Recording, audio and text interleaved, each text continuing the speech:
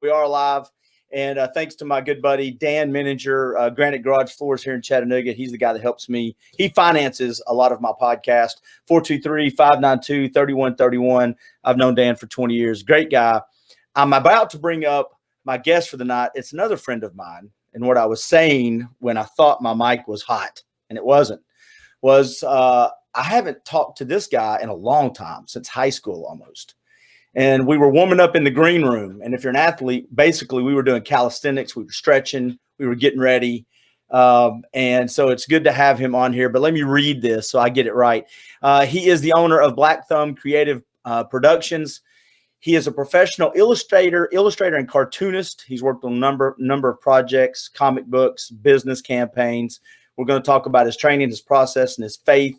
He actually taught me a new word a minute ago, penciler. I didn't know there was a profession called a penciler, and we may, if you'll allow me, take a trip down memory lane of growing up here in East Ridge, where we went to high school together. So with that being said, I'm about to bring Chuck Von Schaaf up into, bam.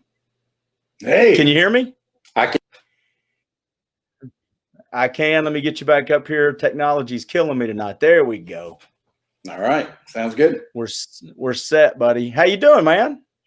I'm doing great. I'm a little nervous. I haven't been in front of a camera in a long time. I was a children's pastor and a youth pastor for a long time, and so I was used to being in front of kids.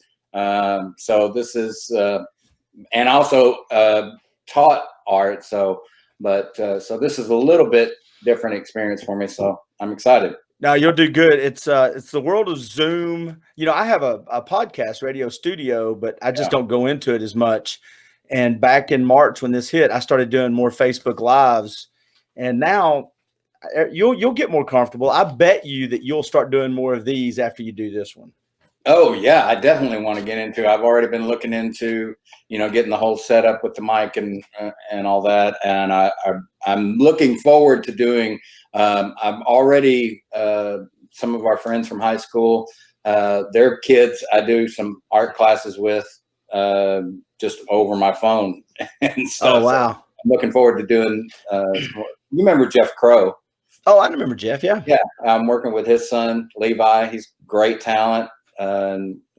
So, well, depending on what platform you get, if you will be smarter than the microphone, because I thought I was hot and I'm doing a great intro, and I look down and you're looking like no one can hear you, man. Right. Well, I was looking to see if I had something. No, it's not you or whatever. Anyway, it's 100% me. We're going to talk about what you do, but before we do that, we're going to loosen everything up for a minute and show this. Bam. You remember that guy? Oh yeah, I'm reminded of him quite often. Where's that other guy that he used to work with? Oh, hold on. See, I didn't put him on here. Give me a second. I can find him real quick. So you posted this, and I had to go back and take my own picture. It's in here somewhere. You and I were on the newspaper staff together for a while, and there is a cheesy picture of me somewhere, I think. Yeah, I had to my hair grew out, not so much down, and which was tough for me because I was such a rock and roller, and I wanted to have that Van Halen hair, and it just never wanted to turn into, a big Q-tip. But well, you had the mullet, I think. Well, I had the mullet after high school. In this picture here, I'll take it off, but in this picture, I was just clean cut Clint. Look at that. Oh yeah. Yeah. I remember that. Oh, clean cut Clint. Yeah. Those were the good times. And, you were super creative. I mean, you were the illustrator and drew cartoons way back even then. Of course, you don't, when you're that age, you don't look at people and say, this is what they're going to do for a living. I wasn't even thinking like that. Well, now I've wanted to draw cartoons since I've been drawing as long as I can remember. I was 2 years old. A lot of people don't know Ruby Tuesdays. Unless I'm mistaken, they got started in Chattanooga, and my mom and dad would go to Ruby Tuesdays. They were one of the founding customers. I mean, my dad had an opportunity to get in on the ground floor, and I would sit there and they'd bring me a stack of their paper placemats that they would put on the tables, because my mom and dad, they'd be there all night. They knew everybody there. And I would just go through, I'd flip them over and they were white on the back. And I would just draw picture after picture after picture. And I was, you know, kindergarten, first grade, and I'd be drawing. The first things I loved to draw was Underdog. He was like the first hero that I loved to draw. And I figured out how to draw him, you know, at like 5 or 6 years old. Underdog, Snoopy, you know, all the Peanuts characters. But it wasn't long before, you know, Marvel Comics and DC Comics kind of took over my interest and everything. But yeah, that's what I've wanted to do my whole life, is to draw, to be a cartoonist. So. Yeah, you were super good at it back then. And, you know, when I went off to college, I went into journalism my first year, and I was a journalism major. And I remember after my first year, one of my professors pulled me aside and he goes, "Hey, listen, come here. You need to go into communications and marketing and business." He goes, the style I write is I write like people talk. So it's not journalistic style writing. And back in those days, when we grew up, we didn't have Google and correct word grammar. You had to do stuff. You had to diagram sentences and know stuff. So he said, "You are very creative. You're the worst. You couldn't pass the punctuation." I don't know how you got out of high school. And it's not a slam on my English teachers, God bless them. It's just, I'll throw a comma in there. I know. Well, my wife, respect. My editor, and she's constantly, and she's got certain things like, you know, if there's a 2 or 3 things in a row, you still need a comma. Even if there's something and something, you still need a comma after that last one before the and little things like that. And it's like, baby, whatever you say, that's all. Put it on there. That's what I just learned real quick, that it's good to be creative, but if you're going to go into a field where they actually you have to have a little discipline, probably need to walk away from that one real quick. So I went into communications. I've got like 3 sheets of paper here because there's several big areas I want to dive into. And the first one is, you get out of high school, you want to draw or use your creative brain somehow. How does one become what you are? And start by telling people what you do, and then tell me how you got there a little bit. Well, okay. Right now, I'm pretty much a gun for hire as far as art. And I would say I'm a cartoonist and an illustrator, but I'm also a graphic artist. I do tons and tons of like advertising arts and logos, and even whole ad campaigns I come up with, and things like that. But my passion is really to draw. And I've worked for different companies, had my own company, but right now I guess I'm just my own contract for hire guy, like you would a freelancer. Freelancer, yeah. But when I got out of high school, I went right over to Chattanooga State and took their advertising arts, which, at the time, I just wanted to draw. I just wanted to draw Batman and Iron Man and all these, cool muscle-bound heroes fighting. And when I got there, I had to go back and relearn a bunch of things. And it was, it taught me a lot of like fine art and stuff. And I was there for a year, but it wasn't what I wanted to do. I didn't get to draw. I was doing all sorts of weird sculpture and stuff. I have an appreciation for it now, but at the time I didn't get to draw that much my first year there. And so I just pulled out and I went to work for my dad. My grandfather started a business, Modern Welding Supply, down on Ross Boulevard. And I worked down there. It was a family business. My grandfather started it. My grandmother worked there. My dad was the manager, and my aunt, and just the whole family was there. And even people that worked there for years and years, their kids would start working there, and stuff. And I worked down there for a long while until I found out that there was a school for cartoonists and illustrators in Dover, New Jersey. And at the time, my aunt and uncle, my dad's older, or my dad was the oldest, and he had two younger sisters, and the middle sister, her and her husband were stationed in New Jersey. So you had to go up and you had to be interviewed by Joe Kubert. And those who are not into comics probably won't know the name, and they say, well, wasn't that a video game where the little guy jumped? Yeah. Joe Kubert was famous for Sergeant Rock, some of the old school comic books. He did Hawkman. I mean, he did like the first runs of Hawkman and stuff. And I was just this mega huge Joe Kubert, Neil Adams fan. And I got to go and be interviewed by Joe himself. And I went and stayed with my aunt and uncle.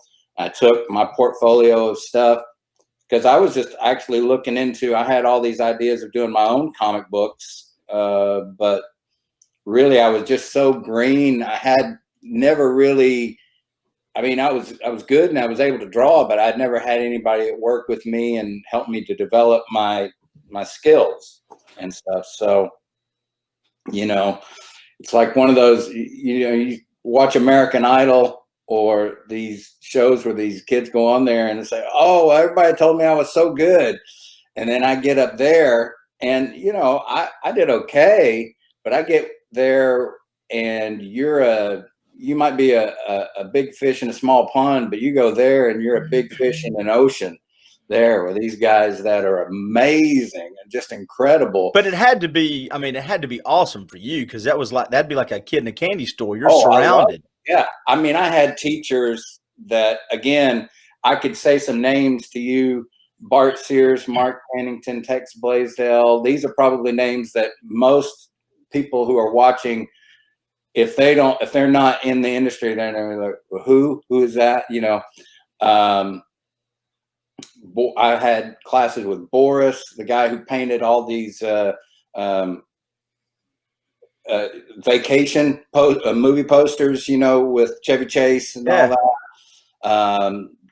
Mike Chin, Joel Knapsack, all these different guys that were just incredible at their craft. And I got to see firsthand, and they worked with me, and I got to see how much I didn't know, and really develop. And it was intense. I mean, it was 3 years of, I guess I'd probably draw or paint or do illustrations anywhere from 60 to 80 hours a week. Wow. Yeah. Well, though, real quick, I mean, it's almost as you grow up and if you're lucky enough, because a lot of people have lived their whole life and never found a passion like you did. But if you're fortunate enough to know what you're blessed with, and when you have a passion, and then you meet people that can take your passion and show you how to take the hard work, that's when it actually becomes a skill. Right. That's when it becomes, talent with no discipline. We all kind of know people like that, people that were good at stuff, but they didn't put discipline to it.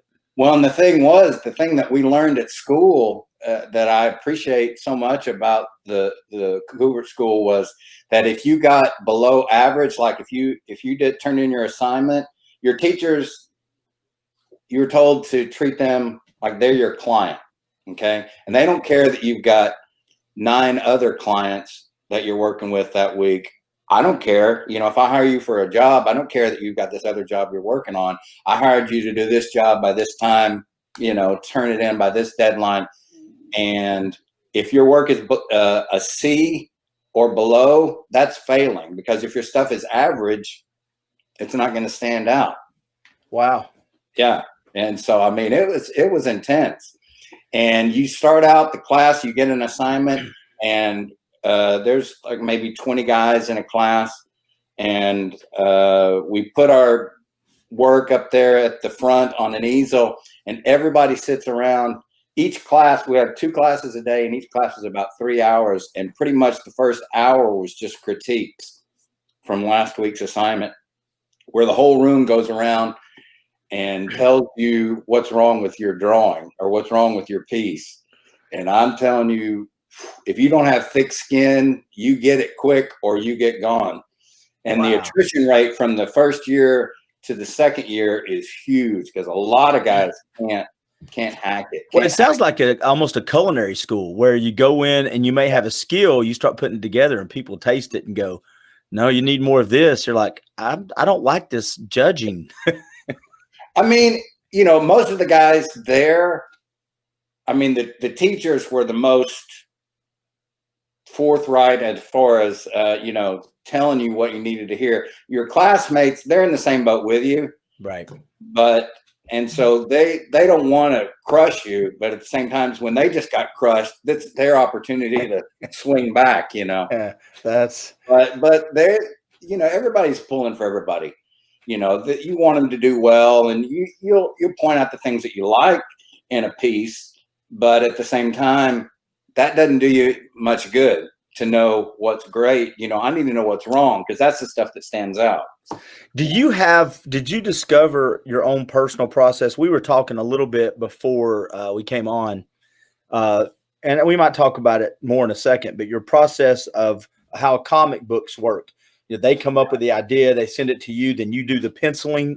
It's a penciler. But do you have a process, a personal process? Do you actually say, okay, I'm going into the studio today, even if you don't have an idea, and I'm going to stare at a blank sheet of paper or draft paper for a while? Or do you go in there with intent?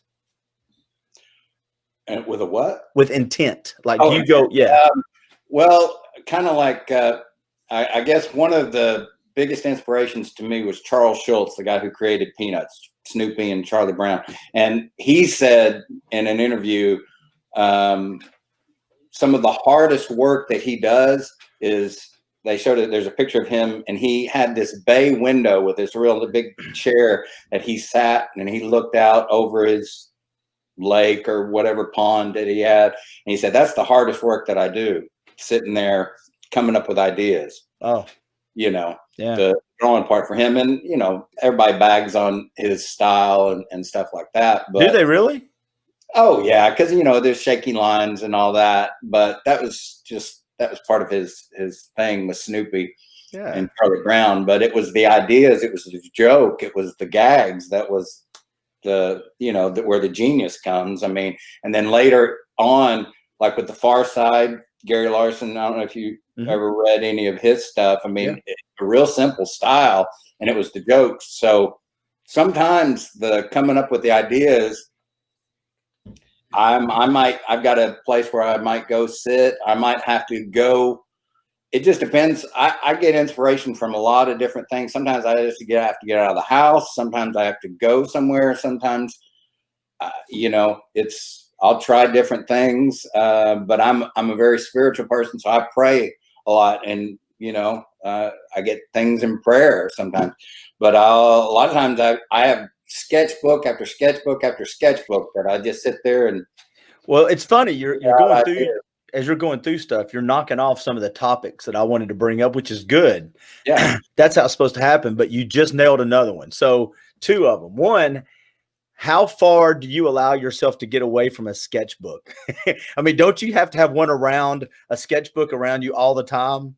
Oh yeah. Yeah. And I mean, well, they tell us at school, if you go somewhere, there should always be a sketchbook with you. And that's what I tell my students. When, you know, you go to school, you take your sketchbook with you. When you go to dinner, you take your sketchbook with you, because you have to learn how to draw everything to draw anything, if that makes sense. If I'm going to draw, yeah, it's fun to draw Spider-Man and Superman and you know, the Guardians of the Galaxy, all the fighting and these aliens that are wild and all that. But you have to put them in real settings. You have to put them in a mall or in a classroom or so I have to be able to draw all these things in a bedroom or in a, you know, out in the forest, or I have to be able to draw cars and buildings and all this other stuff to make the fantastic and the wild, crazy stuff seem more real. Yeah. Yeah. If it's I can't relate to Superman, but I can relate to. I'm constantly sketching, you know, clothes, and I'm sketching everything around me. Yeah. Well, I can't relate to Superman, but I can relate to the cars and the buildings. So if I see other stuff that I'm recognized, then it makes Superman a little more realistic. The other question I was going to ask is, how far back do you have sketch pads? How long do you have stuff you've done over like decades? Yeah. Oh, for sure. Yeah. Wow. Back from, well, my wife and I, we just completed yet another move. We moved back to Tennessee, and she's working in the other room. But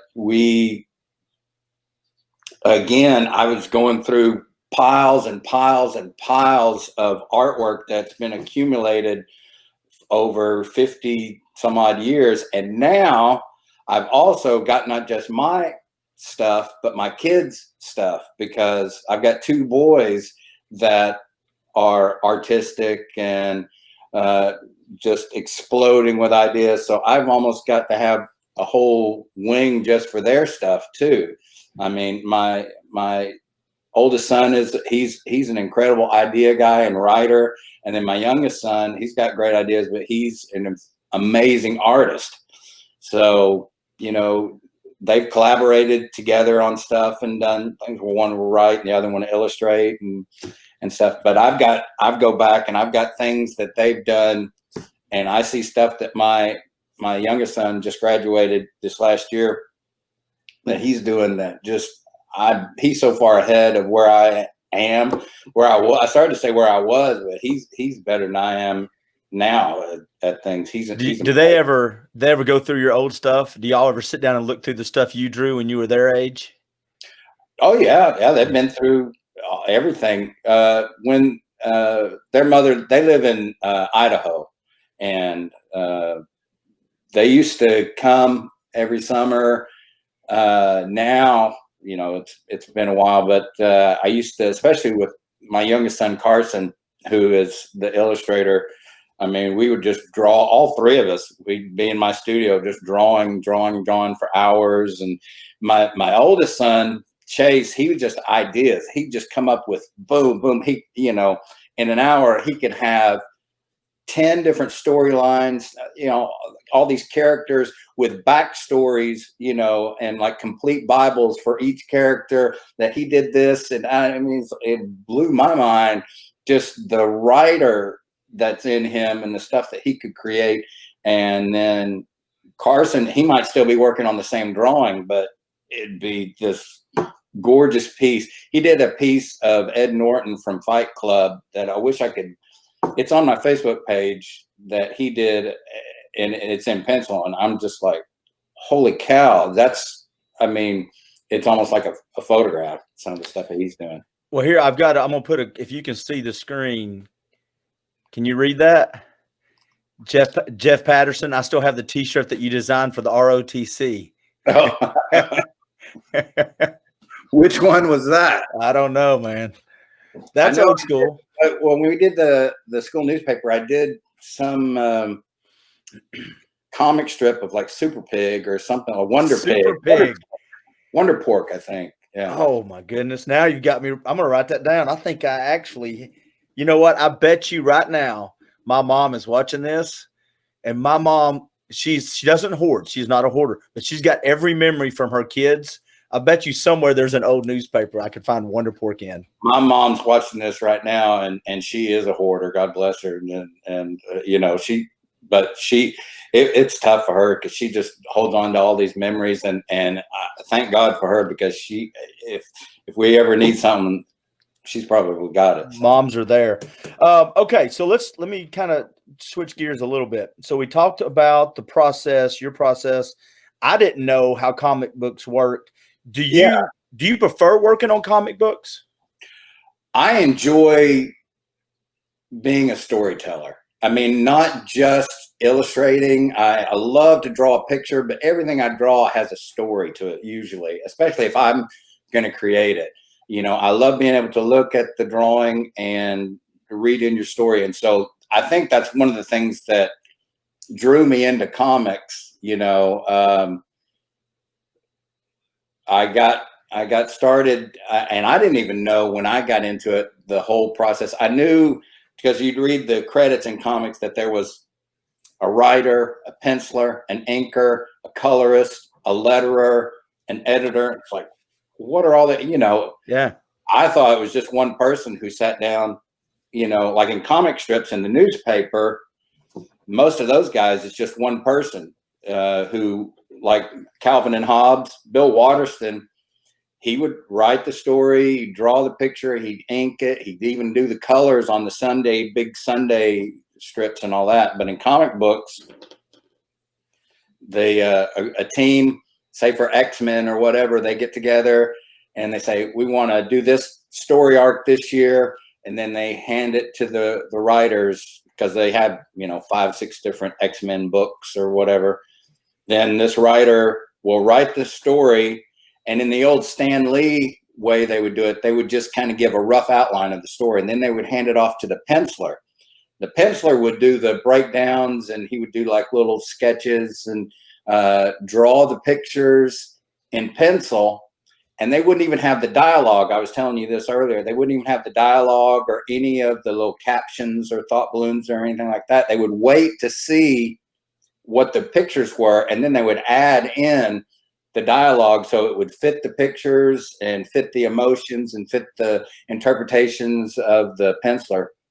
And then, so the pencils were created. Nowadays, it's pretty much just a full script, like we were saying, and they get the script, but there's still a lot of leeway for the penciler. Is really almost considered one of the writers, because it's storyboards. And I think that's one of the reasons why you see Hollywood latching on to all these the superhero genre, because you've got decades and decades of storyboards already done, sitting there.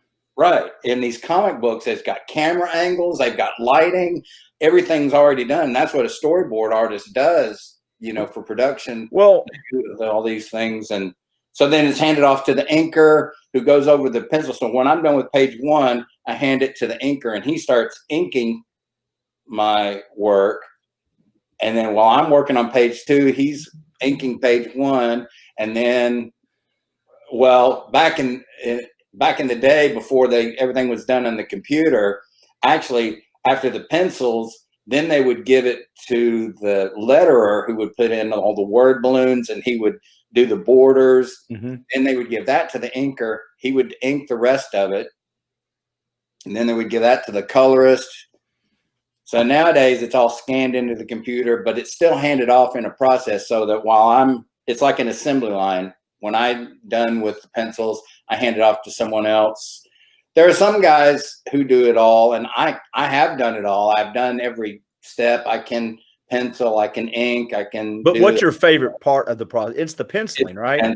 Yeah, I just, because that's for me the most creative part. But like what we were saying earlier, when I'm penciling, I want to be painting, and when I'm painting, I want to be penciling. So I also love doing paintings and illustrations. You know, I think you posted one that I did for my mom and dad called Grandpa's False Teeth. And we're going to pull some of them up in just a minute. That's in here too. But so it's just a creative process, you know. And most of my stuff, a lot of there's, you know, they'll talk about its detail, because I don't want to just wipe over something real quick. I like to just pour over it, you know, like with a symphonic orchestra, there's so many different parts. And, you know, when music, you've got this guy playing this and this guy playing this, and there's all these things working together. And I'm the same way with an illustration. My biggest, as an artist, my wife laughs at me, because whenever she hears someone say, "What's your favorite color?" she already knows that I'm going to start rolling my eyes, because I say, "What's my favorite color?" That's like asking a musician, "What is your favorite note?" Because they all work together. Yeah. You know, every color, you know, you can't just say one works, you know, if it depends on what color it's next to. And yeah. But you play, you're a musician too. You play guitar. So I play bass guitar. Yeah. I did that I still do that as a hobby. And I did that, you know, for professional for a little while and stuff. And, you know, I was in bands, and I did some traveling with that, and played at a lot of worship music at different churches and things there across the country. And were you happy, or were you see, I'm a huge Avengers superhero movies guy. oh I yeah, don't think the DC movies have done the cartoons justice yet. I don't think the movies are okay, but were you happy to start seeing you know, I know we grew up watching Superman and Spider-Man, but they really took off the last 15 years. oh for sure. Since, well, you know, 2008 was really kind of the genesis of the modern day superhero movie. I mean, you had, you know, I liked the old Christopher Reeve stuff, Yeah. Superman, and the Michael Keaton, Tim Burton, Batman stuff from the 80s. I liked those. But when you get to 2008, when Marvel started doing their own movies with Iron Man, that was kind of the first one. And then also that was the same year that The Dark Knight came out with Christian Bale's Batman, you know, and Heath Ledger's Joker, which, I mean, you know, for a comic book geek like me, you know, you know, it's like, please take my money. And you had, not only was that, you had people our age who were starting to get, you know, in control of the industry and stuff like that. So they were the ones making the movies, but we're also the ones that have control the purse strings nowadays. So they're the ones that's why you see superhero movies. That's why you see all these classic rock tours that just keep going on. I don't know what Kiss is on their third, fourth, or fifth end of the road tour. You know, you froze up, Chuck. Can you still hear me? Yeah. You froze up about when you were saying about rock tour, the bands touring, but I understood it. It's our age. I mean, and people forget too, if you're younger than us, if you're in your 30s, you don't understand. We grew up watching Incredible Hulk on Friday nights, which is a real dude. I mean, it was just Lou Ferrigno, and they convinced, you know, we let go of our minds, just let go of reality, and we just were bought into it. And so I was ready when they came out with Avengers and Iron Man. I think we were all ready to watch those things come to life. Oh, for sure. Yeah. All right.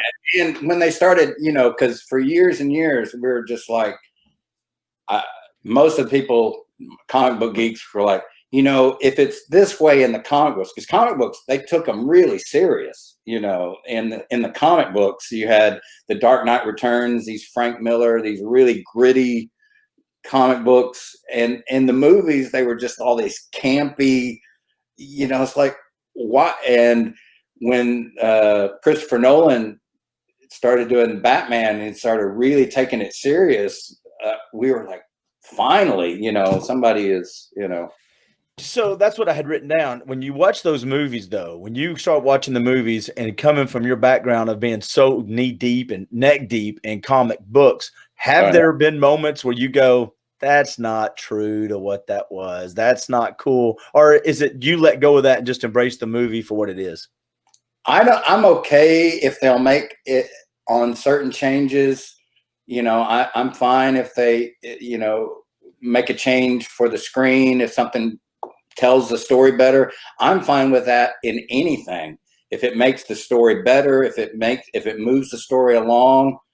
I have had to rewrite my own story ideas. I've gone back and looked and had to say what works, what doesn't work. And I realized that times change, that cultures change, and people's attention change. You see much more, you know, it used to be all, you know, white guy superheroes out there. Now you have every race, every gender, every, you know, religious background, whatever, represented out there, which, you know, it should have been, you know, all along. But, you know, so I'm for anything that makes it better, but I'm not for change just to change something. Right. You know, now sometimes they'll throw a change. And it's like, why? Why did they need to? It wasn't broken. Why did they make Thor fat? No, I'm just kidding. No, I thought that was pretty good. I like unexpected stuff like that, you know? Yeah. Well, you know, I know that there's a lot of women out there. I've got a 16-year-old daughter that was not happy about Fat Thor at all. She was very upset. And she needs to stay away from Comic-Con because she'll she run into will. a lot of fat superheroes. Trust me, she'll stay away from any. I'm a very protective dad. She'll get out of the house when I daggum well let her. That's my theory on it right there. Hey, I want to talk. I think this will be kind of a cool way to kind of segue into the faith part of this. The name of the company is BLAQ Thumb, and I asked about the name of it. And tell everybody, I mean, just why did you call it that? Because it does have a spiritual component, right? Right. You know, a lot of people, they'll say they have a green thumb when it comes to growing stuff. I've always had a black thumb, but I look down because I work with ink a lot, and I have always had ink on my hand, and I have to be careful about leaving marks on my drawing and keeping it clean and all that. And I'd see all these fingerprints and thumbprints, and like I say, I like to tell a story with my drawings, with my illustrations. And God just spoke to me that, you know, that he wanted his thumbprint, his fingerprints to be all over everything that I do. No matter if it's an illustration, if it's comic books, if it's a cartoon, if it's a pencil, piece of charcoal, watercolors, whatever. I wanted the thumbprint of God to be very indelible and to not just be like anything else that anyone's else seen. That's why I spell black with a Q, just because to make it like, what, you know, Yeah. It's not just your normal, what everybody else does. I want God's thumbprint, God's handprints to be all over everything that I do. And if you know the meaning behind it, you can look at it and enjoy it for what the surface, or if you want to dig deep, you know, you can find out, you know, with just like with a thumbprint, you can just see a cool design in the thumbprint, or you can see the identity that's behind the thumbprint. The thumbprint always, you know, tells you who did it, you know. That's very cool. Have you thought of doing your own comics? Like your That's own? my goal. I have a dozen to 15 different interconnecting ideas for different books that I want to do. I've got one that I say one. I've got about 5 that I've narrowed it down to, but one that I've been working on for the past, I don't know, 6 months or so, that I'm really getting ready to start to self-publish. There was one that I was working on that started this whole journey, actually, where I found out about the school in New Jersey that I went to and everything. That I have an idea, and I'm still working on that one, but I've got one now that's kind of a humorous one. So I'm hoping within the next couple of years to self-publish, and who knows what form that's going to take nowadays with printing the way things are. You know, I'm sure it'll be digital formats for everything, but I still, like we were talking earlier, I still love the feel of paper. I still love to hold a book, to feel paper underneath my hand when I'm drawing, when I'm painting, to hold a brush, to hold a pencil. And, you know, I've got all the digital stuff too. I've got the, you know, all this stuff that I do right here in front of this computer a lot of times. But if I can get behind me on my drawing table, I'm more happy there than I am, you know, in front of this light box. That's one that I mean. You know, when COVID hit, I started reading again. I used to read all the time, and then I got busy raising, you know, with the family, raising kids and work. And since March, though, I've started reading again. And as a matter of fact, I've got a few more topics for you if you've got just a few more minutes. Are you okay with time? We're good. I've got a challenge for you. Now, I've read this book I'm about to tell you about, I don't know, probably 20 times. I personally cannot find out, especially in the world of superheroes that we live in, why someone has not made a movie. It is a Christian-based book, but have you ever heard of This Present Darkness? I have. Why would somebody not make that a movie? They tossed it around back when Frank Peretti came out with that and Piercing the Darkness. Piercing the Darkness. They tossed that around, but again, this was back in the 90s, late 80s, early 90s. And, you know, they still weren't doing things as awesome as they are now. And he wouldn't compromise. You know, he said he wanted it done a certain way, and I'm glad they didn't do it and do it wrong. You know what I mean? Yeah. I'd rather them just either not do it or wait, do it right, or not do it at all. Yeah. To do something wrong, to have it to be cheesy. But I think now you could do it, man. As a matter of fact, and we're going to pull some of your drawings up when we get ready to end in a little bit. But there's characters in this book that I think you could draw. I've drawn them. I've done assignments with Gilo and Tal. Yeah, Gilo's my favorite, man. He's the guy that's always got a temper. Where one of the girls, she's like climbing out of a bathroom window, and there's all these demons out in the alleyway, chasing her. Angel flies by with a sword, and he blinds them all. And I did that when I was in school. Actually, I did that as an assignment. I took a few pages from This Present Darkness, and I made it into a comic book. I did like 4 or 5 pages of it. Well, I thought that would be a good, because that's the kind of combination of the stuff we've been talking about. I was like, I'm going to ask him if he just knows of this book. I figured you probably had. So. Oh, all right. I love that, and I've loved some of the other stuff that Peretti has done, but to me, those were his best. Those were he actually wrote kids stuff before he got into writing the spiritual stuff. But wow. Hey, and let me ask you, Faith, and then we'll switch gears. Sure. When you were in high school, I mean, has faith always been a part of your life, or was there a moment in time that it went from kinda to like, this is my life now? Oh, well, I mean, most everybody that went to high school with me, you included, I mean, I was a party crazy guy. It's the question. Yeah. It was my senior year that I really had. I went to a Petra, which was a Christian rock band. I went to a concert in my senior year, and really felt God's presence just all over me during that show. And then went to a youth retreat where, I mean, I've grown up in being from Chattanooga.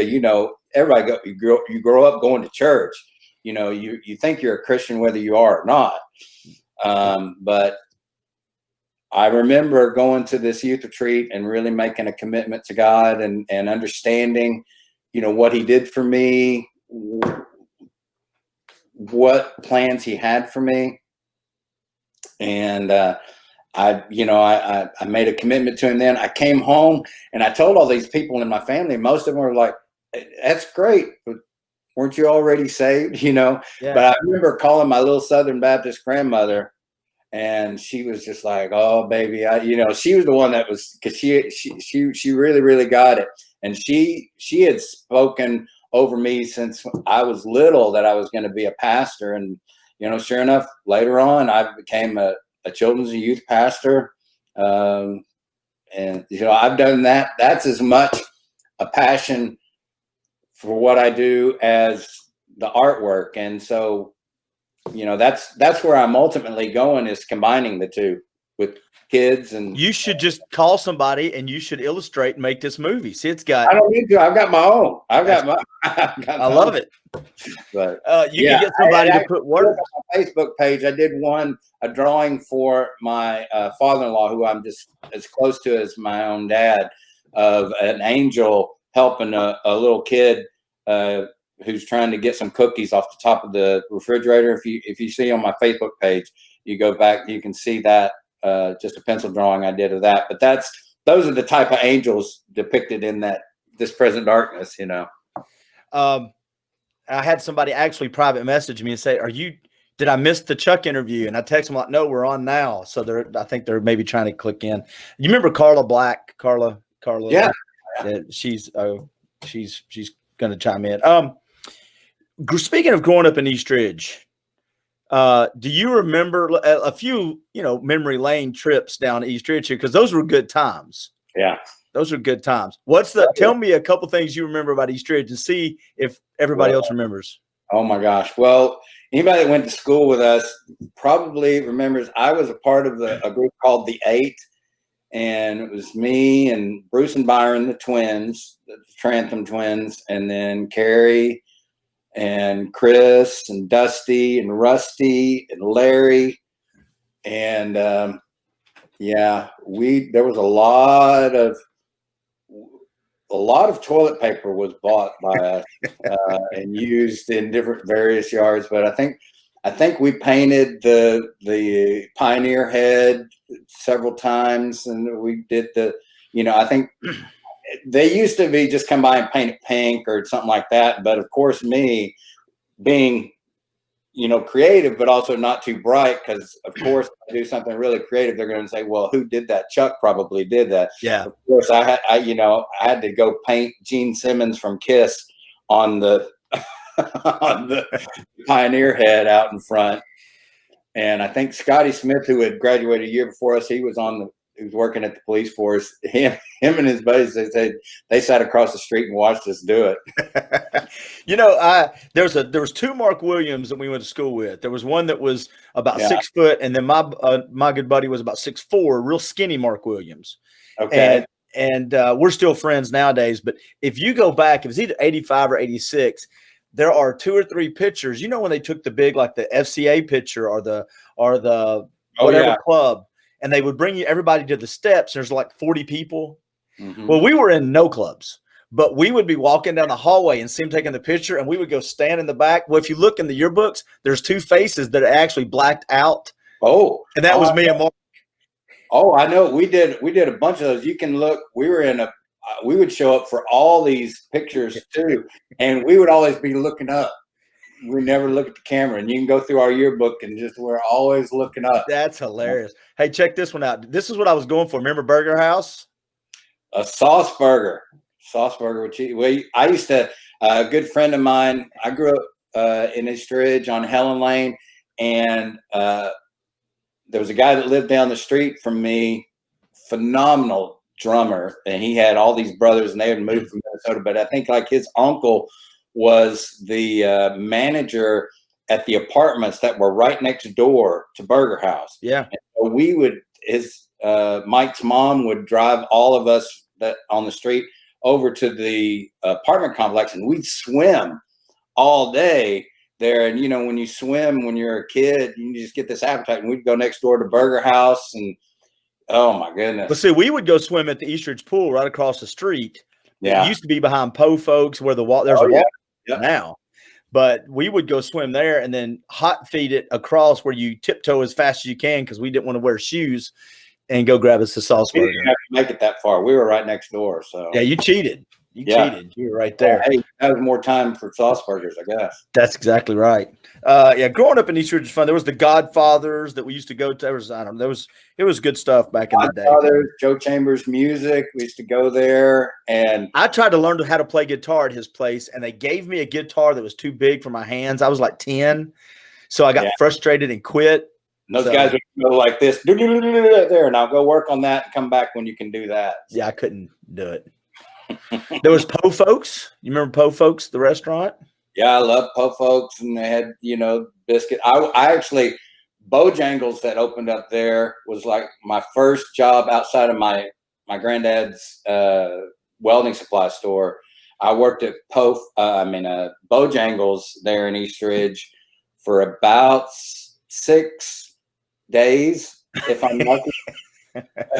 And that was, you talk about your nightmare jobs, and anybody that works at a Bojangles, I don't know, that God bless them, God love them, if that's for you. And I've worked at other food places since then. I worked at a lot of pizza places over the years, going to school in different places. But I had a job at Pizza Hut in college for 3 days. So I feel the same way about Pizza Hut as that you felt about Bojangles. I gave them my apron real quick.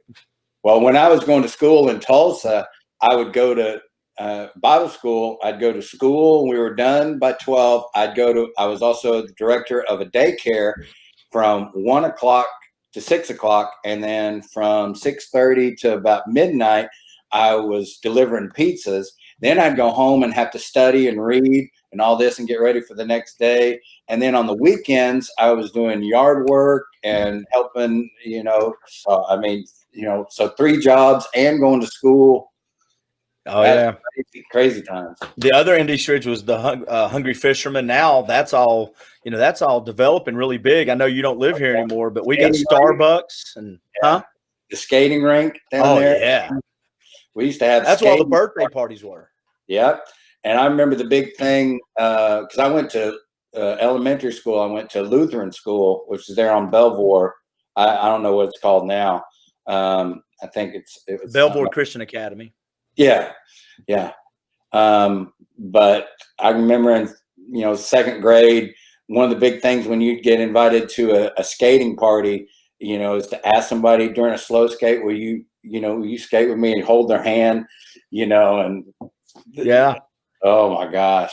My first job that I can remember outside of cutting grass and driving and working at a car lot with my dad was I wore the red bow tie at Red Food Store that was right there up by Germantown for a year and a half. Me and Jimmy Setliff. Oh man. So I don't know why because every time my dad would take me, I had to do most of the stuff, and then the other guy would still get the tip. Oh yeah. Oh, that's when you could get tips. Now you can't give tips, and so it kind of takes the fun out of it. I would make a killing at doing that. All right, let me make sure I've hit some stuff, and then I've got one. We're going to play a quick game. Oh, I do eventually want you to draw me a tattoo. My next tattoo, I'm going to get you to draw it. I want the angel with the head bowed, and the sword. That's with the wings. That's what I want. Oh, absolutely. For years and years, I want some ink on me. But I'm so picky. I want to be able to do it. Now I might let my son do it because he's talked about doing tattoos, and he's that good. There's a guy here in Chattanooga. If you come back, his name's Eric Newby, who is as good as they get. He is. I mean, I would let him do anything as far as a tattoo. You could draw it, and he could do it. Well, I'd want one of my characters, but I want it to look like my drawing. You know what I mean? So. Yeah, oh yeah. And then here we go, Jeffrey Patterson, Red Food Produce Clerk. Yes, sir. They used to be the old Lovemans. There was a Lovemans, and then there was the Eastridge Bakery. I think my aunt worked at Lovemans. Yeah, they had the downstairs and candy machines. Hey, before we go, I want to make sure that I hit everything and say what you want me to, but I always try to play a quick game of Would You Rather with the first-time guest. There's only 4 or 5 questions. It's kind of fun. If by some chance somebody's watching this and they want to find out more about what you do they just go to the website, blaqthumb.net? Yeah, BLAQ Thumb, but make sure you spell it BLAQ, but then thumb is regular, THUMB.net, all one word, blaqthumb.net, and you've got it scrolling down there. And yeah, you can get in touch with me. There's, if you want to email me, it's just blaqthumb@gmail.com. Okay. So. Well, the website link's in the description. I just wanted to make sure there wasn't another page you wanted to go follow or anything like that. Yeah, but you can also, I've got my own Facebook page, but BLAQ Thumb has its own Facebook page too. So you can, check that out. All right. Let's pull a few of your pictures up, and then we'll play our quick game here. Now, I'm going to go through these fast, and you stop me if there's a story behind it that you want to tell. Is that okay?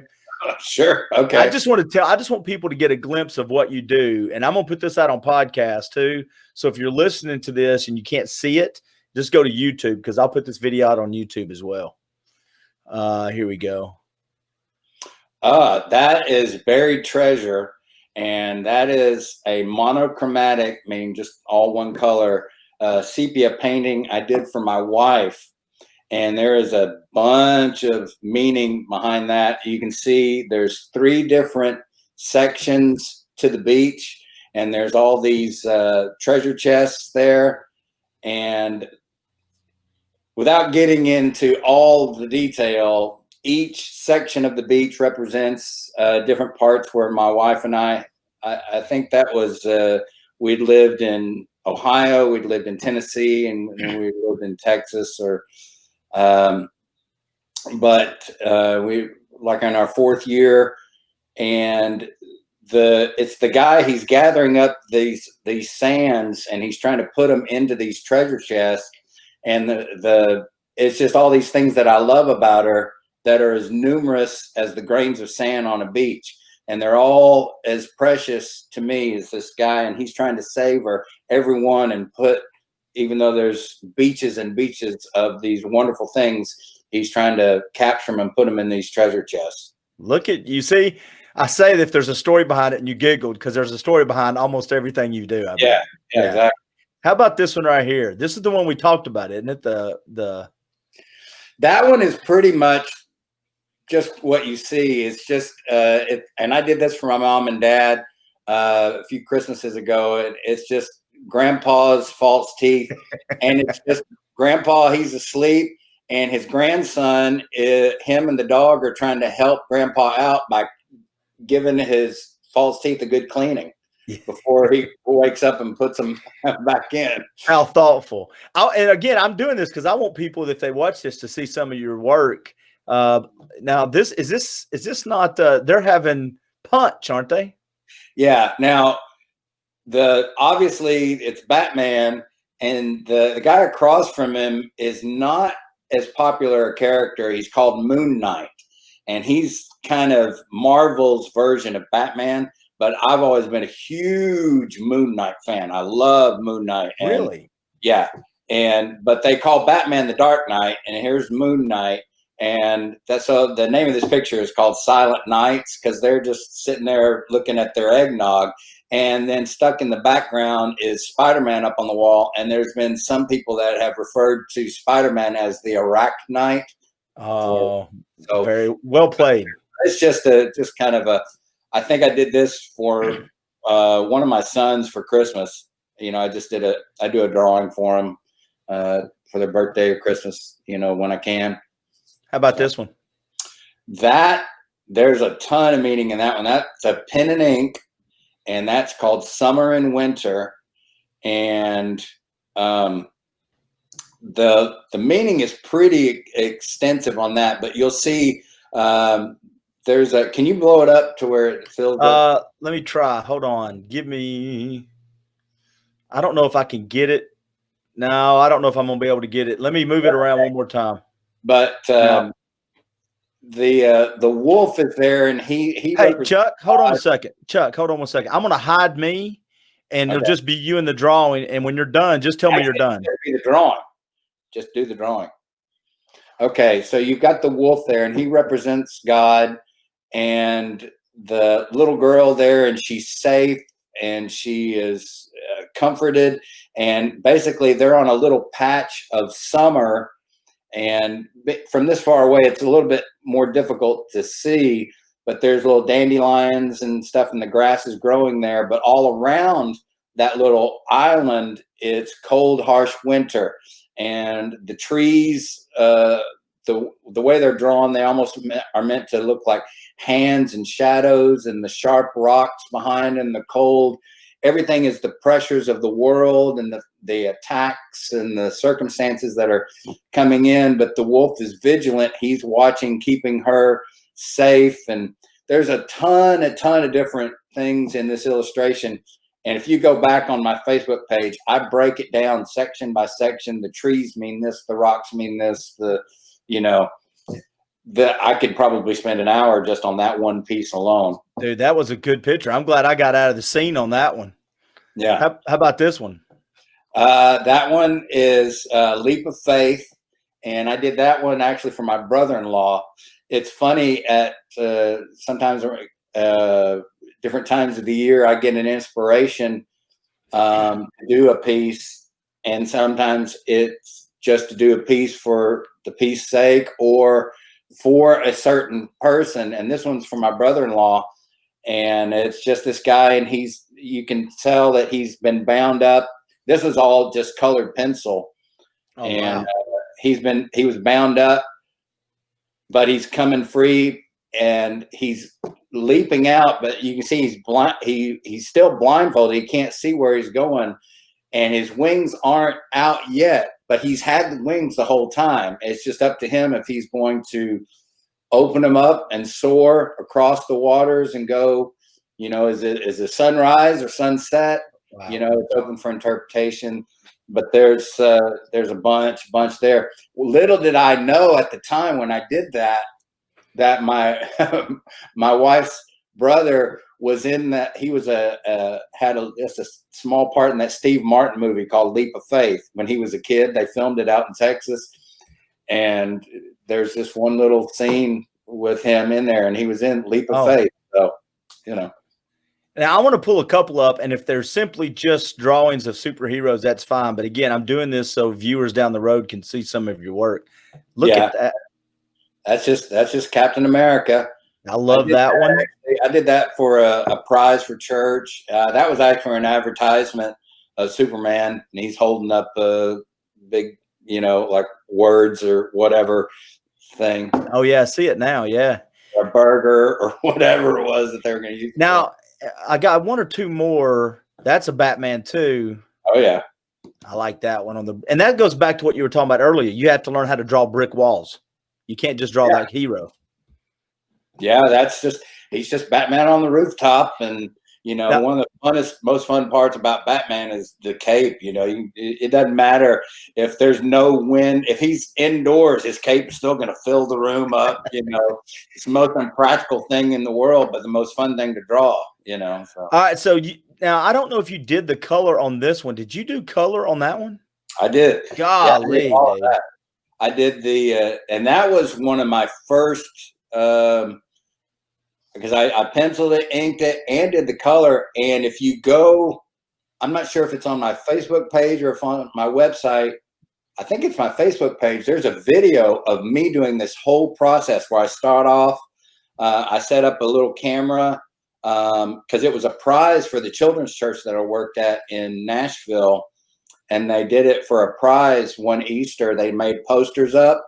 And so they filmed me, recorded me, and I took it from the page to penciling it to inking it to scanning it in and coloring it. And there's like a fast motion time lapse video of me doing this whole piece that if you go, like I say, I think it's on my Facebook page or the BLAQ Thumb Facebook page. And that's a cool picture. Of me doing this whole thing in 3 minutes. So silly question. If somebody wanted to, since you're a freelancer, get you to make one of these or a character for a family member for Christmas next year or for an event, you do that too.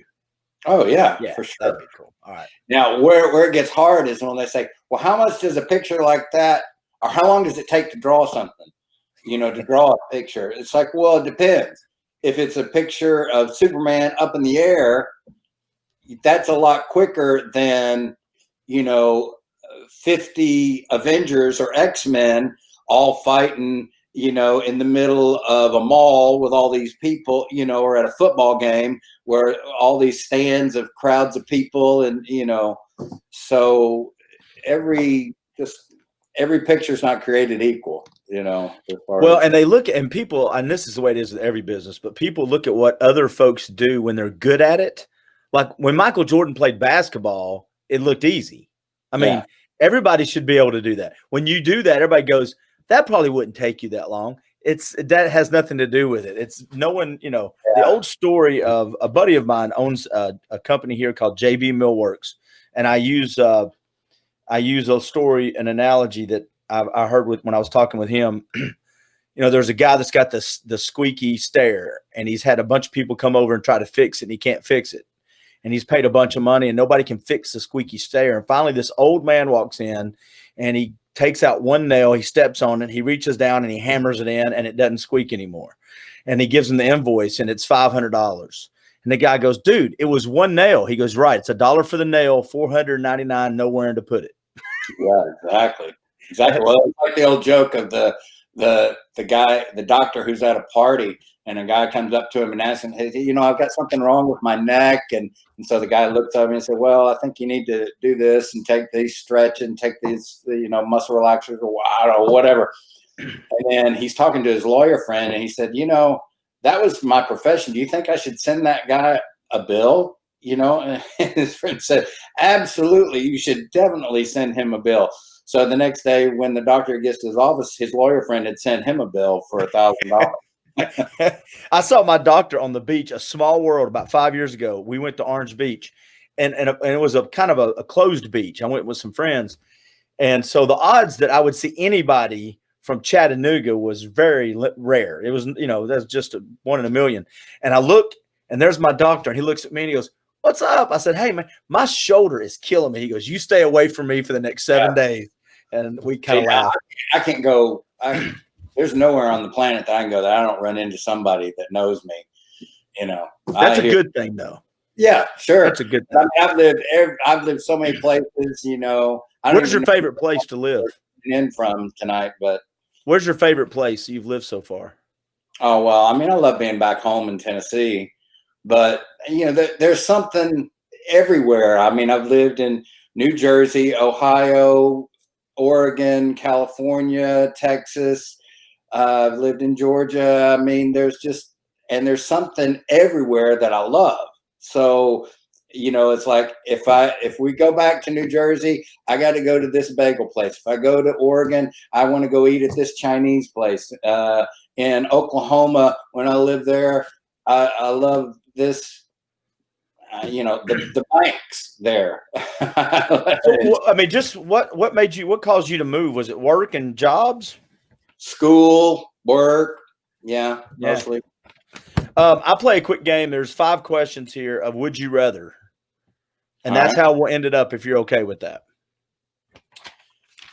Bring it on. You can only have one for the rest of your life, pancakes or waffles. Oh, waffles. For sure. Good call.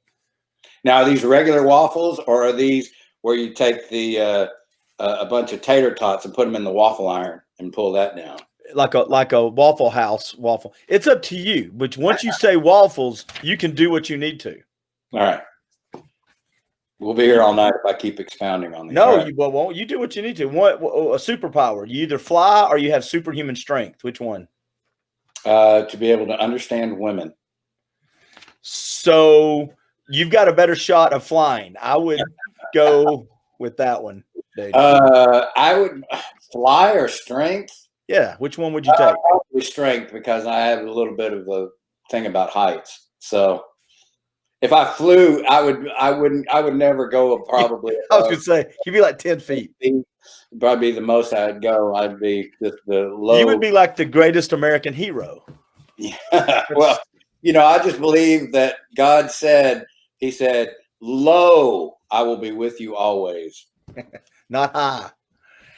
Beach or mountains? You can only live in one place for the rest of your life. You can have the beach view or a cool mountain view.